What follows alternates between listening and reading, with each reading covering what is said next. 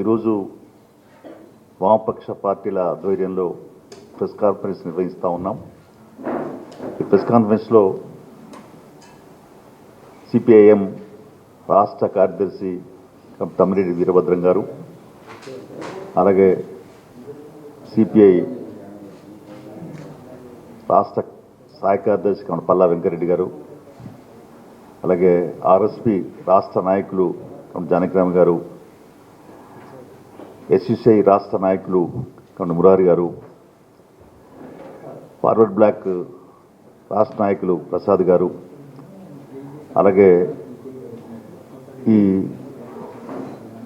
మాతో పాటు సిపిఐఎం రాష్ట్ర కార్యదర్శి వర్గ సభ్యులు డిజి నరసింహరావు గారు, సిపిఐఎం రాష్ట్ర కార్యదర్శి వర్గ సభ్యులు వెంకట గారు, సిపిఐ రాష్ట్ర కార్యదర్శి వర్గ సభ్యులు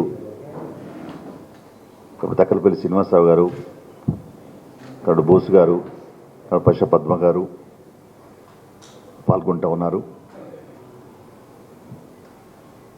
ప్రత్యేకంగా మీ అందరికీ కూడా తెలుసు, తెలంగాణలో 2 పట్టభద్ర నియోజకవర్గాల ఎన్నికలకు ఓటర్ నమోదు కార్యక్రమం ప్రారంభమైంది. అక్టోబర్ 1 నుంచి కొనసాగుతున్నది. ఈ సందర్భంగా వామపక్షాలుగా మేము ఒక గ్రాడ్యుయేట్ని బలపరుస్తూ ఎన్నికల బరిలో ఉండాలని గతం నుంచి కూడా కొనసాగుతున్న ప్రక్రియను ఇప్పుడు కూడా మేము ఒక అవగాహనతో నిర్ధారించుకొని ఈ పట్టభద్ర నియోజకవర్గాలకు సంబంధించి నేడున్నటువంటి పరిస్థితుల్లో ప్రధానంగా అసెంబ్లీలో, శాసన మండలిలో ప్రశ్నించే గొంతుకలు కరువైతా ఉన్నాయి. వామపక్ష పార్టీల యొక్క బలం తగ్గిన తర్వాత అసెంబ్లీల పనితీరే, నిర్వహణే మరి దూరమైనటువంటి పరిస్థితి, అంటే ప్రజలకు దూరమైనటువంటి పరిస్థితి కనపడతా ఉంది. ప్రజల సమస్యలు ప్రతిబింబించని పరిస్థితి కనపడతా ఉంది. అందుకనే శాసన మండలి ఇది కూడా ప్రభుత్వానికి ఒక చెక్కు పెట్టేది, అందులో పట్టభద్రులు. అందుకని మేము వామపక్షాలు ఇతరులందరూ కూడా సమన్వయపరచడానికి ప్రయత్నం చేశాం. నిన్న ఎస్వికేలో వామపక్ష పార్టీలు, అలాగే తెలంగాణ జనసమితి, టీడీపీ, ఇంటి పార్టీ వాళ్ళందరితో కూడా మాట్లాడినాం, కసరత్తు చేశాం. అంతిమంగా ఏకాభిప్రాయం రానందువల్ల, ఎవరు వారే పోటీలు ఉండడానికి సిద్ధపడ్డందువల్ల వామపక్షాలుగా మేము కూడా ప్రజల పక్షాన వాణి వినిపించే వారిని బలపరిచి గెలిపించాలనే దాంట్లో నిర్ణయం తీసుకున్నాం. హైదరాబాదు పట్టభద్ర నియోజకవర్గం నుండి ప్రొఫెసర్ నాగేశ్వర్ గారిని వారి అభ్యర్థిత్వాన్ని బలపరచాలని వారికి మద్దతు ఇవ్వాలని చెప్పి నిర్ణయించాం. అలాగే వరంగల్లు, నల్గొండ, ఖమ్మం నియోజకవర్గాల నుంచి జయసారథి రెడ్డి వారి అభ్యర్థిత్వాన్ని బలపరచాలని వామపక్ష పార్టీ వైపు నిర్ణయించాం. అందులో ప్రధానంగా CPI, CPM, RSP, forward bloc, SUCI, CPI ML liberation మేము ఈ ఎన్నికల్లో ఒక ఐక్యతతో ముందుకు సాగాలని నిర్ణయించుకున్నాం. ఆ వెంతుల్లోనే ఈ ఇద్దరు అభ్యర్థులని వారి అభ్యర్థిత్వాన్ని మద్దతిస్తూ బలపరుస్తూ గెలిపించడానికి కార్యోన్ముఖులు కావాలని నిర్ణయించాం. వైపున ప్రయాణం సాగిస్తూ ఉన్నాం. ఈ సందర్భంగా మరి అటు వరంగల్లు, ఖమ్మం, నల్గొండ నియోజకవర్గానికి సంబంధించి ఒక కార్యక్రమం కూడా ఏర్పాటు చేసుకున్నాం. టూర్ ప్రోగ్రాం కూడా 16 నాడు నల్గొండ, ఉమ్మడి నల్గొండ జిల్లా 3 జిల్లాలకు సంబంధించి, 17 ఉమ్మడి వరంగల్ అంటే అక్కడ 6 జిల్లాలు అయినాయి. 17 నాడు వరంగల్లు, 18 ఖమ్మం జిల్లాలు పర్యటించాలని నిర్ణయించాం. దాంట్లో సిపిఐ, సిపిఎం రాష్ట్ర కార్యదర్శులు, అలాగే ఆర్ఎస్పి, ఫార్వర్డ్ బ్లాక్, ఎస్యూసీకి సంబంధించినటువంటి కార్యదర్శులు, నాయకులందరూ కూడా పాల్గొంటారు. ఆ రకంగా మేము ప్రధానంగా యువతను కోరేది ఎలాంటి ఈ అవకాశవాద పరిస్థితులకు లొంగకుండా ఓటర్ లిస్ట్ నమోదు చేసుకుని ఏదైనా ఇవాళ ఈ రాష్ట్రంలో నిరుద్యోగ సమస్య పెనుభూతంగా తయారైంది.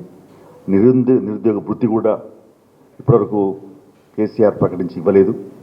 ఇలాంటి తరుణంలో ఈ యువతకు, పట్టభద్రులైన యువతకి contract outsource, regular contract outsourcing ఉద్యోగుల బతుకులైతే చితికిపోతూ ఉన్నాయి.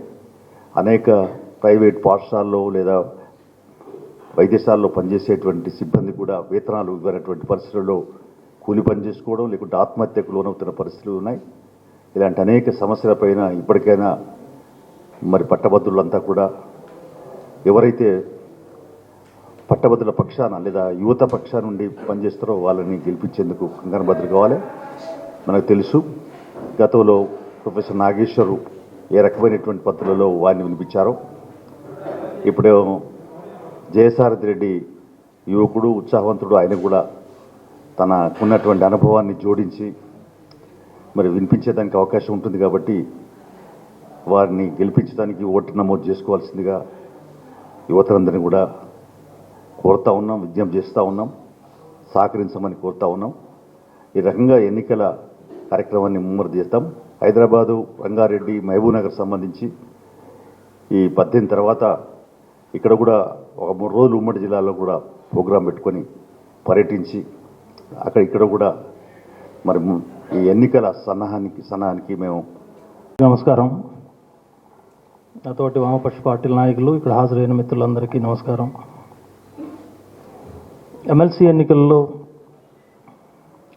ఏ వైఖరి తీసుకోవాలనే విషయం గత కొన్ని రోజులుగా చర్చ జరుగుతోంది.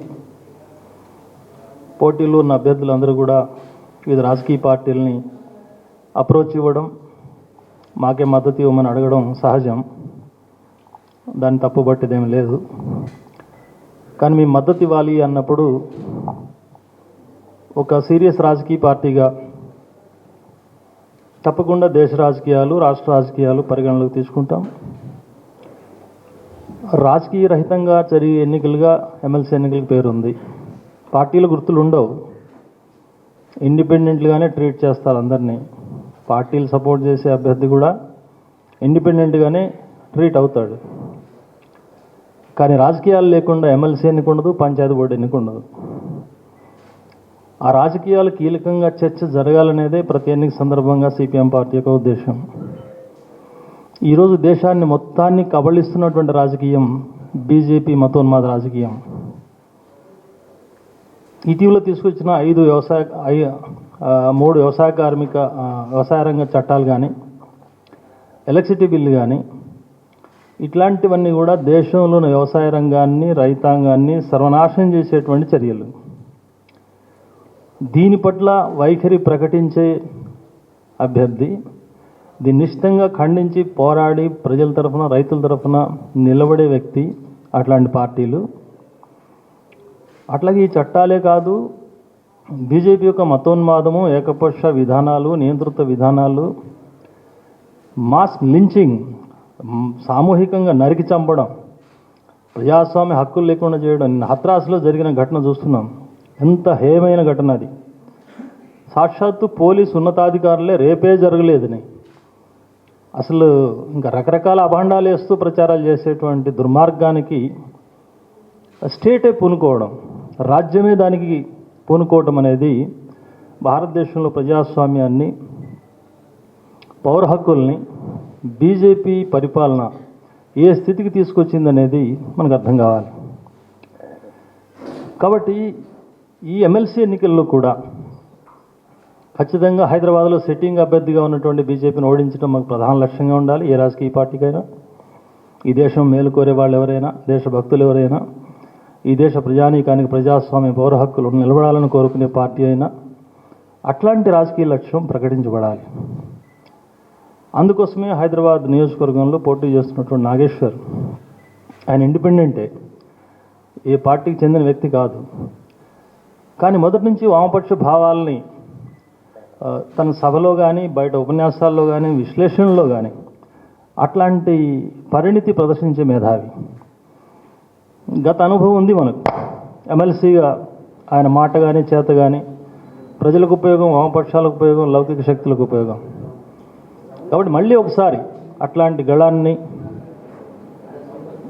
శాసనమండలికి పంపించడం అనేది అవసరంగా మేము భావిస్తున్నాం. కాబట్టి సిపిఎం పార్టీగా ఆయన అభ్యర్థిత్వాన్ని మేము బలపరుస్తున్నాం, మద్దతు ఇవ్వడానికి నిర్ణయం తీసుకున్నాం.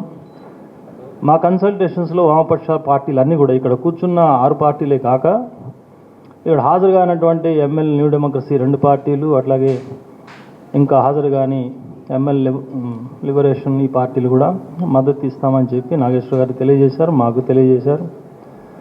ఇది సంతోషకరమైన విషయం. ఇక నల్గొండ, ఖమ్మం, వరంగల్ నియోజకవర్గానికి వస్తే కోదండరామ్ గారు పోటీ చేస్తున్నారు, చెరుకు సుధాకర్ పోటీ చేస్తున్నారు. సిపిఐ అభ్యర్థి పోటీ చేయడానికి ముందుకొచ్చారు. ఈ పరిస్థితిలో సిపిఎం పార్టీగా చాలా లోతైన విశ్లేషణ మేము చేశాం. ఇక్కడ రాజకీయాలు, ఉద్యమం 2 చూస్తున్నాం. ఉద్యమరీత్యా చూసినప్పుడు ఇటీవల కాలంలో బీజేపీ చర్యలకు, అట్లాగే రాష్ట్రంలో ఉన్నటువంటి టీఆర్ఎస్ ప్రభుత్వం యొక్క కరోనాని కంట్రోల్ చేయడంలో వైఫల్యానికి, ఎల్ఆర్ఎస్ చట్టానికి వగైరా అనేక అంశాలకు గతంలో ధర్నా చౌక్ పరిరక్షణ కోసం, సెక్రటేరియట్ విషయాలు, ఉస్మానియా హాస్పిటల్ విషయాలు, అనేక విషయాల్లో వామపక్షాలతో పాటు టీజీఎస్ కోదండరామ్ గారు, అట్లాగే సుధాకర్ గారు, చెరుకు సుధాకర్ గారు, ఇంకా కొన్ని పక్షాలు కూడా కలిసి ఐక్యంగా పనిచేశాం. తెలంగాణ తెలుగుదేశం పార్టీ కూడా. అందుకే నిన్నంతా ఒక ఎక్సర్సైజ్ చేశాం. అందరినీ పిలిచి ఉద్యమంలో ఎట్లయితే కలిసి పనిచేశామో దాని కొనసాగింపుగా ఎమ్మెల్సీ ఎన్నికల్లో కూడా కలిసి పనిచేయడానికి మనకు అభ్యంతరం లేదని.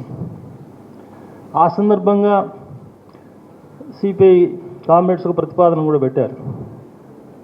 ఒకవేళ ఇక్కడ ఖమ్మం, నల్గొండ నియోజకవర్గంలో అందరం కలిసి పోటీ చేయడానికి మనకు అందరం అంగీకారం అయితే, కాంగ్రెస్ కూడా దారిలోకి వచ్చి కోదండరామ్ గారిని సపోర్ట్ చేసినా, లేదు మమ్మల్ని సపోర్ట్ చేసినా, మేము విరమించుకోవాలన్నా సరే సిద్ధము అని చెప్పి స్పష్టంగా సిపిఐ పార్టీ చెప్పింది. అంటే ఒకవైపున కాంగ్రెస్ పార్టీ పట్ల సిపిఎంకి అభిప్రాయాలు ఎట్లా ఉన్నా, కాంగ్రెస్ గారు మద్దతు ఇస్తే కోదండరామ్ అభ్యర్థిత్వాన్ని మద్దతు ఇవ్వడానికి మేము సిద్ధము అని చెప్పి సిపిఐ ప్రకటించిన ఆ సమావేశంలో కోదండరామ్ పార్టీ టీజేఎస్ తీసుకున్న వైఖరి నాకు చాలా ఆశ్చర్యం కలిగించింది. హైదరాబాదులో నాగేశ్వర్ గారి అభ్యర్థిత్వానికి టీఆర్ఎస్ మద్దతు ఇస్తేనే పుకార్లు వస్తున్నాయి. అట్లా మద్దతు ఇస్తే మేము నాగేశ్వర్కి మద్దతు ఇవ్వం అనే స్టేట్మెంట్ ఇచ్చారు. నేను మళ్ళీ కూర్చుకూర్చి అడిగాను, వచ్చిన ప్రతినిధుల అభిప్రాయం అనేది మీ పార్టీ అభిప్రాయం అని. లేదు, మా సార్తో కూడా మేము చర్చించుకున్నాం, మా పార్టీ అభిప్రాయం అని. నేను ఇంకో ప్రశ్న వేశాను, మరి అప్పుడు అది ఊహాజనితమైన సమాచారం కావచ్చు, వాళ్ళే పోటీ పెట్టాలని అనుకుంటున్నారు టీఆర్ఎస్ వాళ్ళు, నాకు తెలిసి. లేదు, వాదన కోసం ఒకవేళ మంచి అభ్యర్థి, మేధావి, అవతల బీజేపీ సిట్టింగ్ అభ్యర్థి కాబట్టి బీజేపీకి టీఆర్ఎస్కి వైరుధ్యం బాగా పెరుగుతుంది తెలంగాణ రాష్ట్రంలో ఇప్పుడు. మరి ఆ వైరుధ్యంలో ఒకవేళ టీఆర్ఎస్ బలపరచడానికి ముందుకు వస్తే మనం సంతోషించాలి తప్ప దాన్ని విచారించాల్సింది ఏం లేదు. అప్పుడు నాగేశ్వర్కు బీజేపీకి ఇద్దరికే మధ్య పోటీ ఉండే అవకాశం ఉంది. అప్పుడు నాగేశ్వరం మద్దతు ఇవ్వకపోతే మీరు ఎవరికి మద్దతు ఇస్తారు అని అడిగితే, మీరు ఎన్నైనా చెప్పండి, బీజేపీ టీఆర్ఎస్ పోలిస్తే బీజేపీ టీఆర్ఎస్ఏ మాకు ప్రధాన శత్రువు అని స్పష్టంగా వాళ్ళ పార్టీ వైఖరిగా ప్రకటించారు. కోదండరామ్ గారు గౌరవనీయులు, ఉద్యమంలో నాయకత్వంలో పనిచేశారు. వ్యక్తిగతంగా నాకు కూడా మంచి సంబంధాలు ఉన్నాయి, సాన్నిహిత్యం కూడా ఉంది. కానీ మా దృష్టిలో, సిపిఎం పార్టీ దృష్టిలో పాలిటిక్స్ ఈజ్ ఫస్ట్.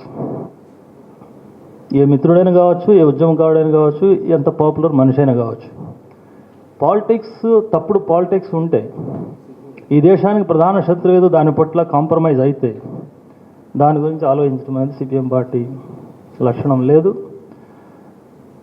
కాబట్టి అప్పటికి కూడా అన్నది ఏకాభిప్రాయం కోసం మళ్ళీ చర్చించుకుందాం. ఇప్పుడు మీ అభిప్రాయం ఏంటి? మేము పిలిచాం సమావేశం, ఏకాభిప్రాయం గురించి మీ అభిప్రాయం ఏంటంటే ఎన్రోల్మెంట్ తర్వాత చూసుకుందాం. ఆయన వస్తాను కూడా రాలేదు, మీటింగ్ ఎందుకు రాలేదు తెలియదు, పెద్ద మనిషి, ప్రోగ్రాంలు ఉండొచ్చు, తప్పు కాదు, కానీ నాతో మాట్లాడిన మాత్రం ఖచ్చితంగా వస్తా అన్నాడు. మరి ఆ మీటింగ్ పట్ల కూడా ఆ నిబద్ధత లేనప్పుడు ఇంకొక మార్గం లేదు. అందరూ ఏకాభిప్రాయం వస్తే అభ్యంతరం లేదు, కానీ ఏకాభిప్రాయం లేకుండా పోటీలో ఉన్నప్పుడు ఒక ఎర్రజెండా పోటీలో ఉన్నప్పుడు ఆ ఎర్రజెండాను వదిలిపెట్టి ఇంకొకరిని సపోర్ట్ చేసే సమస్య ప్రసక్తి ఉండదు. కాబట్టి పొలిటికల్గా CPM party all India line కానీ రాష్ట్ర లైన్ కానీ స్పష్టంగా ఉంది. ఆ రాజకీయ విధానం ప్రకారం స్పష్టంగా సిపిఐ అభ్యర్థి జయసారథి గారిని సంపూర్ణంగా సిపిఎం మద్దతు ఇస్తోంది. ఆయన గెలుపు కోసం శాయశక్తులు కృషి చేస్తాం. రాష్ట్ర వ్యాప్తంగా ఉన్న కేడర్లని, ప్రజా సంఘాలని కదిలించి పనిచేయించడానికి సిద్ధపడతాం. ఆ రకంగానే మిగతా ఇక్కడికి వచ్చిన వామపక్షాల పార్టీలు కూడా నిర్ణయం తీసుకోవడం సంతోషం. ఆ రకంగా తెలంగాణ ప్రజానీకం, ఆ నియోజకవర్గ ఓటర్లు కూడా ఆలోచించాలని సిపిఎం పక్షాన విజ్ఞప్తి చేస్తున్నాను. Thank you.